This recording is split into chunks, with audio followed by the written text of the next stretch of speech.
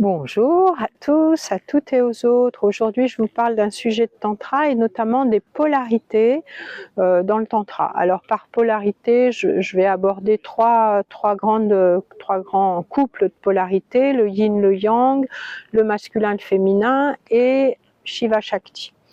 Alors, en ce qui concerne le yin et le yang, ce sont quand même des notions qui viennent de l'énergétique chinoise, du Tao, et même si c'est vrai qu'il y a beaucoup de points communs entre le Tao et le Tantra, c'est quand même deux voies différentes, deux contextes différents, des vocabulaires, des concepts différents. Donc moi, personnellement, dans mes stages, j'utilise assez peu ces deux notions. Par contre, il y a quelque chose qui me hérisse un peu le poil, si je puis dire, c'est quand on associe le yang au masculin et le yin au féminin. Parce que pour moi, ça c'est vraiment de l'essentialisme, c'est-à-dire diviser l'humanité en deux et dire d'un côté les hommes sont comme ci et de l'autre côté les femmes sont comme ça. C'est le discours classique où on attribue aux hommes des qualités de force, de courage, de protection, des qualités d'agentivité, de très orientées solutions aux problèmes, de protection, etc.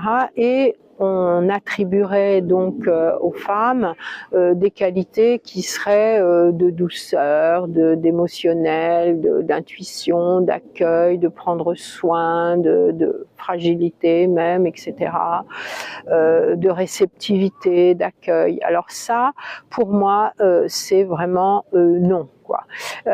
Parce que je pense que ces qualités sont présentes partout chez tous les êtres humains et elles sont distribuées de manière différente chez les uns, les unes ou les autres.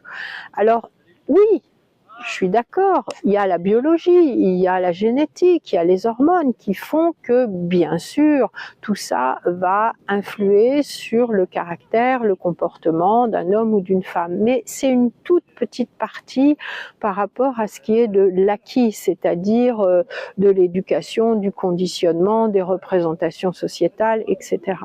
Donc, pour moi, c'est vraiment important de sortir un petit peu de cette dichotomie, les hommes viennent de Mars et les femmes de Vénus, pour faire court. Et enfin, la troisième polarité qui est Shiva Shakti, c'est pareil, Shiva dans le tantrisme, c'est la conscience. Les caractéristiques de la conscience, c'est qu'elle est immanente, absolue, non manifestée, vide, intemporelle, transcendante, inactive. Et ça, souvent, on dit, la conscience, donc Shiva, c'est associé au masculin. Franchement, je ne sais pas pourquoi. Et de l'autre côté, on a Shakti, Shakti qui est donc l'énergie, c'est-à-dire cette caractéristique, cette propriété par laquelle la conscience peut se manifester. Donc Shakti, c'est la création, c'est la manifestation, c'est l'activité, c'est la puissance, etc. Donc pourquoi ce serait plutôt féminin, ça, je ne sais pas. Je ne sais pas. Mais enfin, toujours est-il que moi j'aime beaucoup cette citation de Paul Salomon qui dit nous vivons une époque de grands changements parce que l'identité masculine se dirige vers le féminin et l'identité féminine se dirige vers le masculin en conscience. Et ça, c'est chouette.